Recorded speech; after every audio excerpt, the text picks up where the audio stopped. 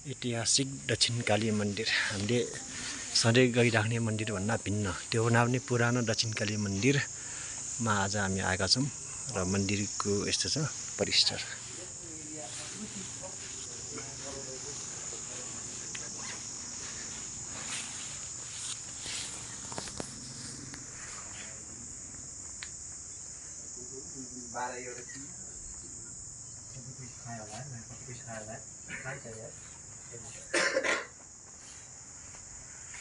मन्दिर परिसर सफा छ, शान्त ठाउँ छ, सुन्दर छ।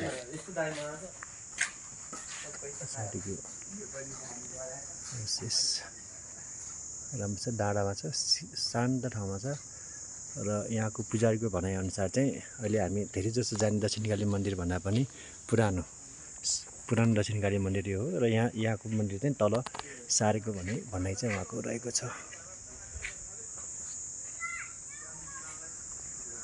यसको मन्दिर परिसर पनि बाहिर पनि ठिकै छ, पोखरीहरू निर्माण गरिएको छ, एकदम भव्य र आकर्षक तरिकाबाट सृङ्गारिएको छ मन्दिर।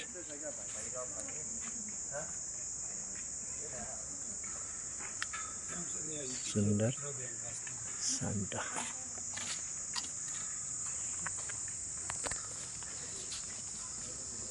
मन्दिर परिसर आउनु पनि एकदम राम्रो छ।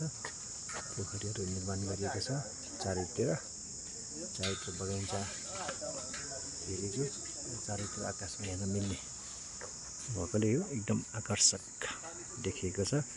र हाम्रो रामगोपाल सर पनि मन्दिर अवलोकन गर्दै हुनुहुन्छ। रामगोपाल सर कस्तो लागिरहेछ? एकदम राम्रो, पुरानो ठाउँमा खुसी लाग्यो।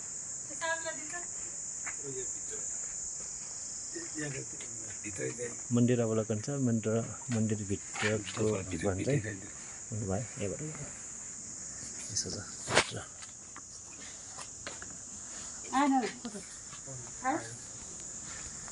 मन्दिर परिसर चाहिँ यस्तो छ, भित्र पनि राम्रै छ, आउनु होला सबैजना।